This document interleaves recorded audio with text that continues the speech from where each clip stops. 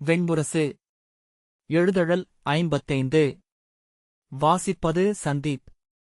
7. துளியிருள் 9. அறைக்குள் சென்றதுமே சர்வதன், நாம் ஓய்வெடுக்க வேண்டியதில்லை மூத்தவரே. நீராடிவிட்டு நேராக களத்திற்கு செல்வோம். மூத்த யாதவர் அங்குதான் இருப்பார். அவரை அங்கு சந்திப்பதும் எளிது என்றான்.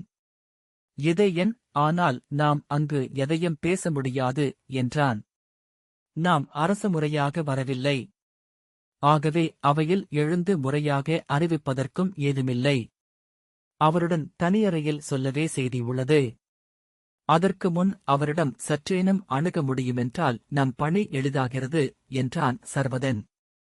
இதேயன் மஞ்சத்தில் அமர்ந்து கால்களை நீட்டி உடலை சோம்பல் முறித்தபடி, மெய்யாகவே நமது செய்தியால் எதுவும் நிகழுமென்று நான் எண்ணவில்லை.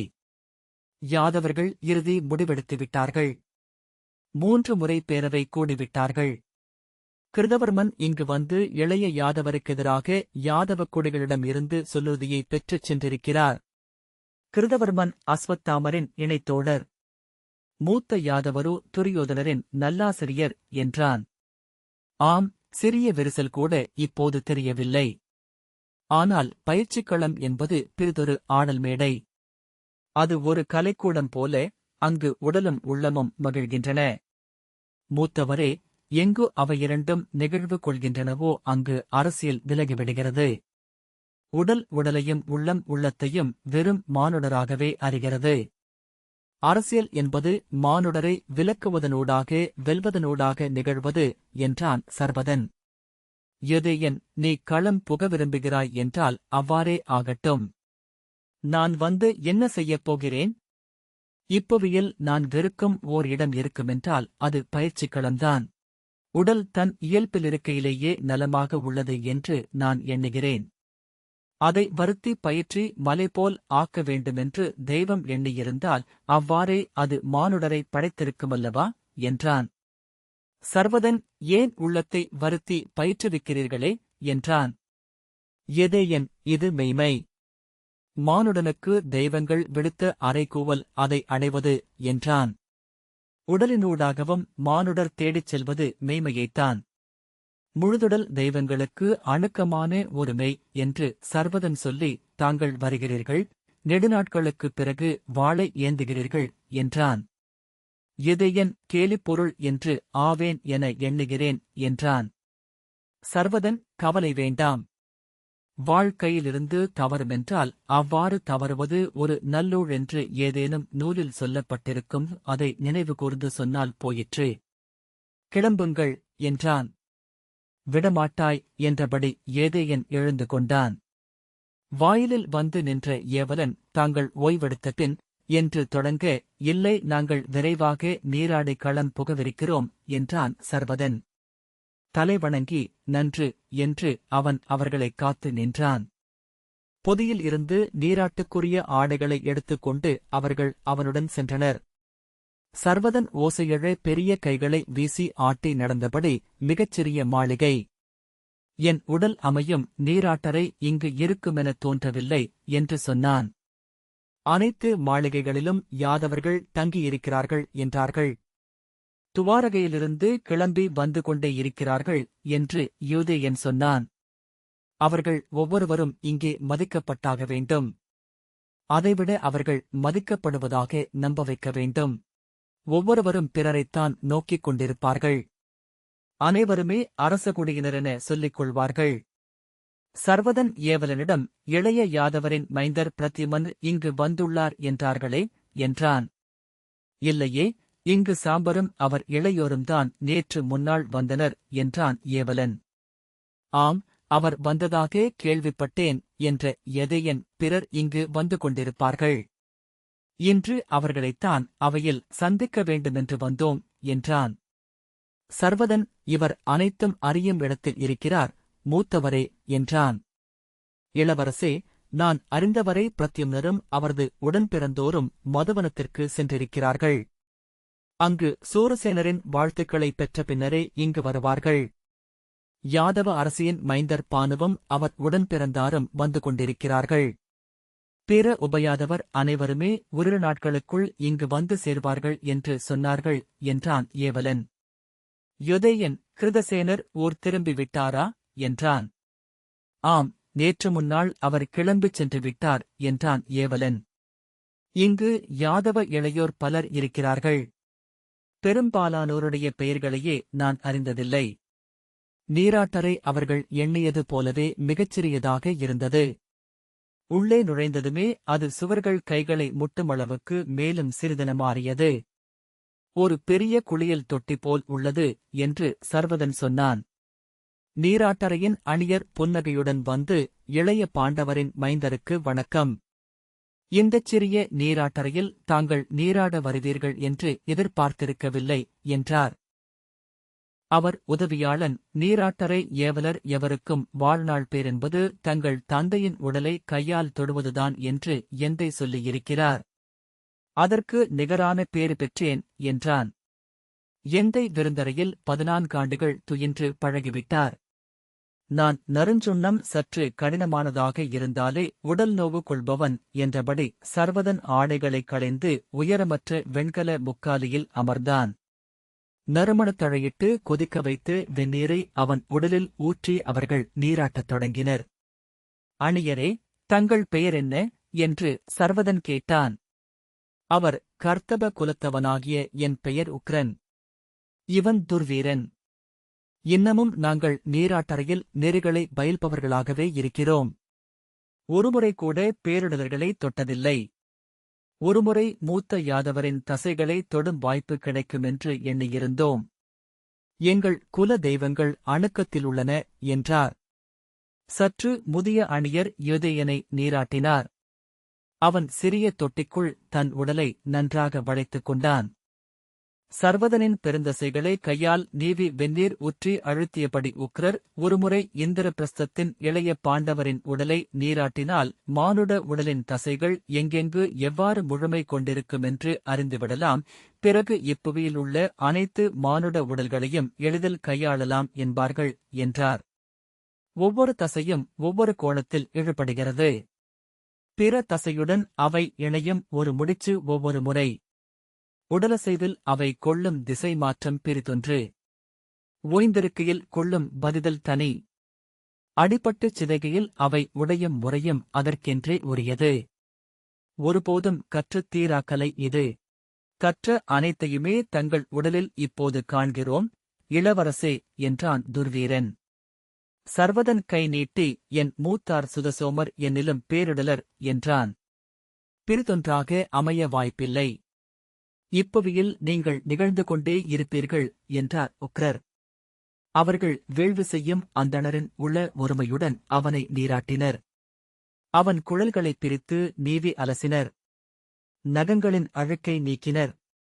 அவர்களின் கைகள் அவன் உடலை கனிந்த அன்னை பசுவின் நாக்கென வருடிக் கொண்டே இருந்தன. நீராடி எழுந்து ஆடியில் தன்னுடலை பார்த்த சர்வதன், எந்தை என்னை பார்த்தது முதலில் எங்கு தொட்டார் என்று எண்ணுகிறீர்கள் என்றான். உக்ரர், தோளில் என்றார். இல்லை, அணுகியதுமே என் புறங்கழுத்து முடிச்சில் தன் கையை வைத்தார் என்றான் சர்வதன். துர்வீரன், மல்லர்களின் புறங்கழுத்தே அவர்களின் உடலில் மிக நொய்மையான பகுதி. அனைத்துடலும் தசைக்கோட்டையால் மூடப்பட உயிர்முடிச்சு மட்டும் திறந்திடப்பட்டுள்ளது. தேர்ந்த மல்லன் ஒருவனின் அடி அங்கு விழுமெனில் நரம்புகள் அனைத்தும் உடைந்து செயலற்றுவிடும் என்றான். உக்ரர், தங்களை தந்தையென அவர் எதிர்கொள்ளவில்லை. இணை மல்லரென்று பார்த்திருக்கிறார் என்றார். யுதேயனை நீராட்டிக் கொண்டிருந்து முதிய நீராட்டரையர், அல்ல உக்ரரே, அத்தனை தந்தையருக்கும் மைந்தர்கள் ஆற்றலற்றோர், பாதுகாக்கப்பட வேண்டியோர் என்றே தெரிவர். இப்பேரிடலரைக் கண்டதுமே தந்தையின் கை அவரது காப்பற்ற புறங்கழுத்துக்குச் செல்வதென்றால் அவர் அங்கு மல்லராக இல்லை. தலைநிலைக்காத குழவியே கையிலேந்திய அன்னை போல் கனிந்திருக்கிறார் என்றார். உடலெங்கும் நறுமணச் சுண்ணமிட்டு தோலாடை அணிந்து கழுத்தில் வெள்ளிச் சரடொன்று மட்டும் அணியென பூண்டு சர்வதன் கிளம்பினான்.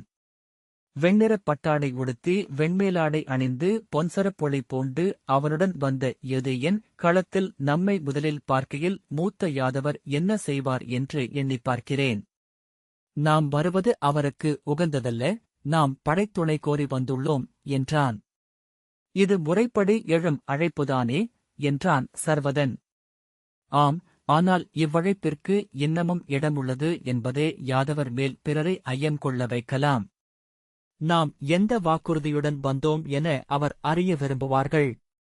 அந்த வாக்குறுதியை பிறரிடம் நாம் சொல்லாது செல்வோமெனில் ஒருதொளி ஐயமென அது எப்போதும் அவர்கள் நடுவே என்றும். என்னதான் தன்னை க்ஷத்திரிய அணியில் முற்றிலும் நிறுத்திக் கொண்டாலும் பலராமர் யாதவர் என்றே கருதப்படுவார். க்ஷத்திரிய கொடிகள் அவரை முற்றிலும் நம்புவது நடவாது. சொல்லுறுதியுடன் வந்திருக்கும் நாமோ யாதவ குருதி என்றான் யதேயன். மெல்ல நடந்தபடி அவன் இப்போது எண்ணுகையில் இப்படி ஓர் ஐயத்தை இங்கு எழுப்பிவிட்டுச் செல்வதற்கென்றே நம்மை அனுப்பினார்களோ என்று ஐயுறுகிறேன் என்றான். சர்வதன், இந்த கணக்குகள் எனக்கு புரிவதில்லை. நான் கருதுவதெல்லாம் என்னை பார்த்ததுமே இணை மல்லரென இருகைகளையும் விரித்து அவர் களம் அழைப்பார் என்று மட்டும்தான் என்றான் சர்வதன். மல்லர்கள் அன்னத்தின் உலகில் வாழ்கிறார்கள். அங்கு பருப்பொருட்களுக்கு மட்டுமே இடம். மதுராவின் அரண்மனை உள்ளடுக்குகள் அனைத்தும் விழிப்பு கொண்டிருந்தன. சிறு கைவிளக்குகளை ஏந்தியபடி சேடியரும் ஏவலரும் அங்குமிங்கும் உலவியதனால் தொலைவிலிருந்து பார்க்கையில் சிற்றகல்கள் மிதந்து சுழிக்கும் ஆற்று வளைவென தோன்றியது அரண்மனை. அகன்று செல்லுந்தோறும் மின்மினிகள் மொய்க்கும் மரத்தடியென மாறியது. வெஞ்சுண்ணச் சுவர்கள் இளநீல ஒளி கொண்டிருக்கும் முன்புலர்காலை. இலைகளின் பசுமையும் மலர்களின் செம்மையும் காற்றுப் பரப்பிலிருந்து புடைத்தவை போல தெரிந்தன. பறவை குரல்களால் சூழப்பட்டிருந்த மரங்கள் கன்றுகளின் கொம்புச் செண்டு என சிலம்பிக் கொண்டிருந்தன. களத்தை அணுகுவதற்கு முன்னரே வாள்களும் வேல்களும் உரசும் ஒலியும் கேடயங்களில் வாழ்படும் மணியோசையும் கால்வைப்பும் சுவடுமாற்றலும் கைப்பிடியும் பூட்டும் ஒழியலும் தாவலும் ஒழியலும் மண்டிலமும் எழுப்பிய வாய்த்தாரிகளுடன் இணைந்து கேட்கத் தொடங்கின. களத்து முகப்பில் நின்றிருந்த காவலர் அவர்களைக் கண்டதும் வியந்து அருகிருந்த பிறிதொரு காவலனை பார்த்தபின் முன்னால் வந்து தலைவணங்கி, இளவரசர்களே, இளையவர் தாங்கள் இங்கு வந்ததை என்று தொடங்கினார். மூத்த யாதவர் இன்னும் அறிந்திருக்க வாய்ப்பில்லை. சற்று முன்னர்தான் நகர் நுழைந்தோம் என்றான் யதேயன். களம் புக விரும்புகிறோம் என்று அவரிடம் சொல்க, அவர் ஆணை பெற வேண்டியதில்லை. தாங்களே உள்ளே செல்லலாம். இது அரசவையல்ல என்று சொல்லி கை காட்டினார். வாயிலினூடாக மறுபுறம் நுழைந்தபோது குளிர்காற்று வீசிச் சுழித்த வட்ட உள்முற்றத்தில் நின்றிருந்தவர்களின் ஆடைகள் காலையின் எழா ஒளியில் வெண்சுடர்கள் போல அணுக்கம் கொண்டன.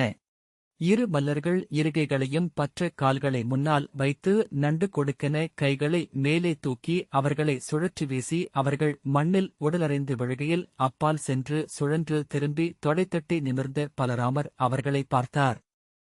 மறுகணம், யார்? உபபாண்டவர்கள் அல்லவா என்று கூவியபடி கைகளை விரித்தார். சர்வதன், நான் பைமசேனியாகிய சர்வதன்.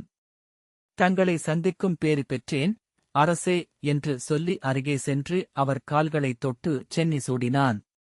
அவன் தோளை வளைத்து தன்னுடலுடன் இறுக்கி அணைத்து மறுகையால் ஓங்கிப் புயத்தில் அரைந்து உரக்க நகைத்து பேரிடலன், இளமையில் தந்தை இருந்ததைப் போலவே இருக்கிறாய். இன்று இக்களத்தில் மற்போர் பொலிகிறது. நன்று நன்று என்றார் பலராமர். யதேயன் அருகே வந்து அவர் கால்களைத் தொட்டு சென்னி சூடினான். நீ என்ன உணவுண்பதே இல்லையா என்று அவன் தோள்களை தன் பெரிய கைகளால் தட்டியபடி அவர் கேட்டார். நூல்களை உண்கிறார் என்றான் சர்வதன். உரக்க நகைத்த பலராமர், ஆம், உன் தந்தையைப் போலவே இருக்கிறாய் என்றபின் சர்வதனிடம், ஓர் உடல் எத்தனை சொற்களுக்கு நிகர் என்பதை இவன் தந்தையைப் பார்த்தால் அறியலாம். சொல்லிச் சொல்லி அடையா உடலை 60 ஆண்டுகளாக நிரப்பிக் கொண்டிருக்கிறான் என்றார். சர்வதன் சிரித்தான். அவர் கைகளால் யதேயனின் மெல்லிய தோள்களைப் பற்றி உலுக்கி, நீ என்ன படைக்கலப் பயிற்சி செய்கிறாய் என்று கேட்டார். அவன் வாழ் என்றபின் பொழுது அமைகையில் மட்டும் என்றான். அதாவது எப்பயிற்சியும் இல்லை. நன்று என்றபின் அங்கு சென்று வாட்பயிற்சி செய். நான் இவனுடன் சற்று தோள் கூக்கிறேன் என்றபின் திரும்பிப் பார்த்து அப்பால் நின்ற சாம்பனை கைகாட்டி அழைத்து, இவனை அறிந்திருப்பாய். இளைய யாதவன் மகன் சாம்பன் இங்கு வந்திருக்கிறான் என்றார். தந்தையிடம் பூசலிட்டு வந்தீர்கள் என அறிந்தேன் என்றான் யதேயன். உரத்த குரலில் பலராமர், அது பூசல் அல்ல, அவன் தந்தை எது குலத்திற்கு உகந்ததோ அதை செய்யாதொழிந்த போது குலத்தின் தலைமைந்தன் என்ற முறையில் அவன் கொண்ட பொறுப்பு அது. தந்தை தன் குலத்து மூதாதையர் பல்லாயிரவரில் ஒருவனே என்றுணர்ந்த மெய்யறிவு என்றார். சாம்பனை பார்த்து புன்னகைத்த இதயன், மெய்யறிதல் எந்நிலையிலும் மானுடருக்கு தேவைதான் என்றான். அவன் சொற்களிலிருந்து மெல்லிய இழிவரலை சாம்பன் உணர்ந்தான். அவன் விழிகள் மாறின. ஆனால் பலராமர், அதைத்தான் நானும் சொல்லிக் கொண்டிருந்தேன். தந்தையை மீறிவிட்டான் என்னும் பழி சில தரப்புகளிலிருந்து எழலாம். ஆனால் நெறி நின்றான் எனும் பெயர் காலத்தில் அதைக் கடந்து செல்லும். தந்தையர் எல்லை மீறுகையில் அதை கட்டுப்படுத்தும் பொறுப்பு மைந்தருக்குண்டு. அது என் மைந்தரேயானாலும் என்றார். சாம்பன், நாம் பயில்வோமே என்று யுதேயனை அழைத்தான். யுதேயன், உங்களைப் பற்றி கேள்விப்பட்டிருக்கிறேன் சாம்பரே. பிரத்யும்னரும் நீங்களும்தான் இளைய யாதவரின் மைந்தரில் பெருவீரர்கள் என்று சூதர்கள் பாடுவதுண்டு. நான் முறைப்படி பயிலாதவன். ஆசிரியராக நின்று எனக்கு ஏதேனும் கற்பிப்பீர்கள் என்றால் வருகிறேன் என்றான். வருக என்று சாம்பன் அவன் தோளில் கை வைத்து அழைத்துச் சென்றான். பலராமர் இருகைகளையும் சர்வதனின் தோளில் வைத்து, என்னளவே இருக்கிறாய்? கதை பயில்கிறாயா என்றார். ஆம், கதையும் மற்போரும் பயில்கிறேன் என்றான் சர்வதன். திரும்பு என்று சொல்லி அவனை பிடித்து திருப்பி விழாவுக்கு மேலிருக்கும் இருதசைகளையும் கைகளால் பற்றி, பயிற்சி போதாது. எடைமிக்க கதாயுதம் ஒன்றை எடுத்து தலைக்குமேல் சுழற்றுவாயென்றால் இந்த தசை இறுகி சுருண்டு கொள்ளும் என்றார். சர்வதன், நான் பேரிடைகளையும் தூக்குகிறேன் என்று சொன்னான். தூக்குவதல்ல, பேரிடைமிக்க கதாயுதத்தை சுழற்ற வேண்டும். கதை எடை மட்டும் கொண்டதல்ல, அதை நெம்பித் தூக்குவதனால் மும்மடங்கு எடையை கைக்கு அளிக்கிறது என்றார் பலராமர். சர்வதன் ஆம் என்றான். பலராமர் சர்வதனிடம் அங்கே கிடந்த பெரிய கதை ஒன்றை எடுத்து, இதைச் சுழற்று என்றார்.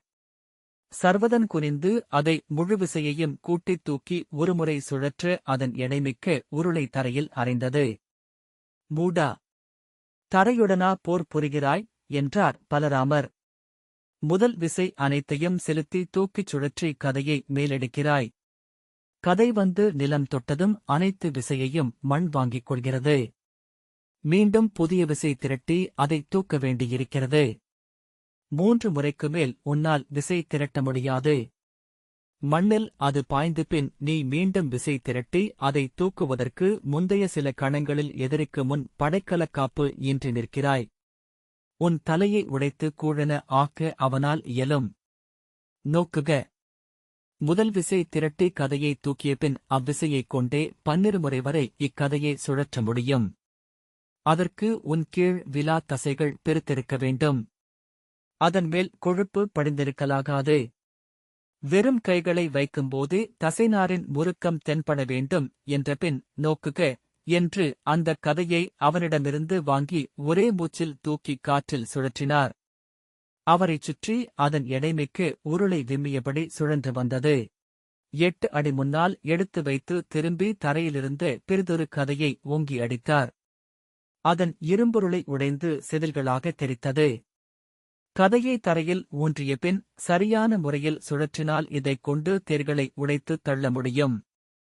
யானைகளை கொன்று சரிக்க முடியும் என்றார் பலராமர். இன்னும் எத்தனை நாள் இங்கிருப்பாய் சர்வதன்? சில நாட்கள்.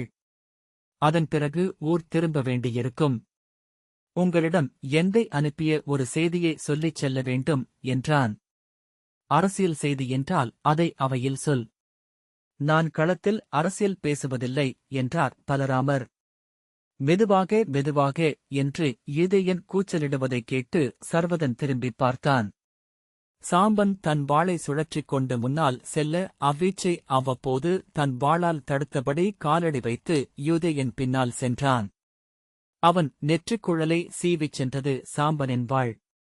காக்கையிறகென முடுக்கிற்று தரையிலுதிர சூழ்ந்திருந்த யாதவர்கள் குரல் எழுப்பி நகைத்தனர். மீண்டும் ஒருமுறை வாள் எழுந்து அவன் இடைக்கச்சையை வெட்டிச் செல்ல இடுப்பிலிருந்து ஆளை நழுவியது. ஒருகையால் அதைப் பற்றியபடி, போதும், எனக்கு பயிற்சியில்லை என்று யூதேயன் கூவினான். மீண்டும் ஒருமுறை வாள் மின்னிச் செல்ல அவன் தோளில் நீண்ட சிவந்த கோடு விழுந்து குருதி பீரிட்டது. பலராமர், என்ன செய்கிறாய்? மூடா, நிறுத்து என்று கூவினார். கற்றுக் கொடுக்கிறேன் என்றபடி மீண்டும் வாளைச் சுழற்ற ஓங்கிய சாம்பனின் கையை நோக்கி கீழிருந்து எடுத்து ஒரு கதாயுதத்தை வீசினான் சர்வதன். வாள் தெரித்துச் சுழன்று அப்பால் மண்ணில் விழ எடையுடன் கதை மண்ணை அறைந்தது. வலக்கையை இடக்கையால் பற்றி காலிடுக்கில் வைத்து அழுத்திக் கொண்டு வலிமுனகளுடன் உடலை ஒடுக்கிக் கொண்டு சுழன்றான் சாம்பன். 4 அடிகளில் அவனை அணுகி இடைப்பற்றி தலைக்குமேல் தூக்கி ஓங்கி தன் தொடைமேல் அவனை அறையப் போனான் சர்வதன். மைந்தா, நிறுத்து என்று பலராமர் கூவ சர்வதன் தயங்கி பின்பு சாம்பனை நிலத்தில் வீசினான். அவன் மண்ணில் தோள் அறைய விழுந்து புரண்ட கால்களை மடித்து மார்புடன் அணைத்துச் சுருண்டபடி முனக அவன் தம்பியர் ஓடிவந்து அவன் அருகே குனிந்தனர். சுருதன், விலகுக, விலகுக என்று கூவ விருஷனும் சுமித்ரனும் அவனை தூக்கி அமரச் செய்தனர். பலராமர் ஓடிவந்து சாம்பனை ஒருகையால் பற்றித் தூக்கி அவன் முகத்தை நோக்கி பற்களைக் கடித்தபடி, என்ன செய்தாய்? மூத்தவனுக்கு காவலாக இவனை அனுப்பியிருக்கிறார்கள் என்றால் இவன் முன் வைத்து அவனை நீ சிறுமை செய்ய முடியுமா என்றார். அவன் பைமசேனி என்று தெரியாதா உனக்கு? அறிவிலி, ஒரு கணத்தில் உன் முதுகெலும்பை முறித்திருப்பான். சர்வதன் பற்களைக் கடித்தபடி களம் நிற்க வேண்டுமென்று விரும்பினால் ஒரு வாய்ப்பு தருகிறேன் சாம்பரே. இதோ இங்கு நின்றிருக்கும் உங்கள் இளையோர் அனைவரும் ஒரே தருணத்தில் தாங்கள் விரும்பிய படைக்கலங்களுடன் என்னை எதிர்கொள்ளலாம். ஒரு முறைக்குமேல் எவரையும் அடிக்க மாட்டேன் என்றும் நான் சொல்லிடுகிறேன் என்றான். பலராமர், வேண்டியதில்லை. உனது ஒரு அடியைத் தாங்கும் ஆற்றல் கொண்ட யாதவமைந்தர் எவருமில்லை. விடு என்றார். சாம்பன் எழுந்து தன் உடைந்த கையைத் தூக்கி அசைத்தபடி விழிகள் நீர்கொள்ள பற்கள் கிட்டித்திருக்க எலும்பு உடைந்துவிட்டது. தந்தையே என்றான். தலை உடையவில்லை என்று ஆறுதல் கொள், கீழ்மகனே என்று பலராமர் சொன்னார். திரும்பி ஏவலனிடம் இதயனை சுட்டிக்காட்டி இந்த குருதியைத் துடைக்கச் சொல். அறச்செல்வனின் குருதி யாதவ மண்ணில் விழகாலாது அது என்றபின் சுருதனிடம் அழைத்துச் செல் இவர்களை. ஆதரசாலைக்குச் சென்று எலும்புகளை சேர்த்துக் கட்டு என்றார். ஏவலன் மரவுரியால் இதயனின் தோளில் இருந்த காயத்தை அழுத்திக் கட்டினான். எந்தையே, தாங்கள் இப்போது சொன்ன வார்த்தைகளை மீண்டும் சொல்ல விரும்புகிறேன். இவர்கள் அறிவிலிகள், எண்ணாது துணிபவர்கள். இவர்களால் ஒருபோதும் யாதவ குலத்தைக் காத்து நிற்க இயலாது. இன்றல்ல, நாளையும் யாதவ குலத்திற்கு காவலென நிற்கப் போகிறவர்கள் என் இளையோர் மட்டுமே என்றான் இதயன். எந்தையர் இப்புவி கண்ட மாவீரர்கள். அவர்களில் இருவரும் ஆளுக்கிருவரென பெருகி இதோ நம்முன் நின்றிருக்கிறார்கள். 2 பீமசேனர்கள், 2 அர்ஜுனர்கள். அவர்களால் காக்கப்படும் உங்கள் குடி எளிய அரசியல் சூழ்தலுக்கு ஆட்பட்டு அவர்களை இழக்க வேண்டியதில்லை என அவன் தொடர்ந்தான். உண்மையில் இழக்கப் போவது மட்டுமல்ல, அவர்களை எதிர்த்தரப்பில் நிற்க வைக்கவும் போகிறீர்கள். எந்தையரையும் அவர்களின் 4 மைந்தர்களையும் எதிர்கொள்ள யாதவர்களால் இயலுமா என எண்ணிச் சூழ்க்க. இத்தருணத்தில் நான் உரைக்க வந்த செய்தி இது மட்டுமே. இதை இனி அவையில் நான் கூற வேண்டியதில்லை. பலராமர் அவர்கள் இருவரையும் பார்த்தபடி சில கணங்கள் நின்றார். பின்னர், ஆம், இந்த மூடர்களை நம்பி துவாரகையோ யாதவ பெருங்குடியோ இல்லை என்றார். ஆனால் அது வேதத்தை நம்பியிருக்கிறது. எந்த அழியாச் சொல்லால் மழைமுகில்களை இந்திரன் ஆள்கிறானோ, எந்த வானமுதால் புல்வெளிகளை வருணன் ஆள்கிறானோ, அனலோனும் மாருதர்களும் கதிரோனும் எந்த அன்னத்தை உண்கிறார்களோ அந்த வேதத்தால். அதுவே எங்கள் பொறுப்பு, எங்கள் கடன் அதற்கு மட்டுமே என்றபின் திரும்பி நடந்தார். இந்த வாசிப்பை கேட்டதற்கு நன்றி.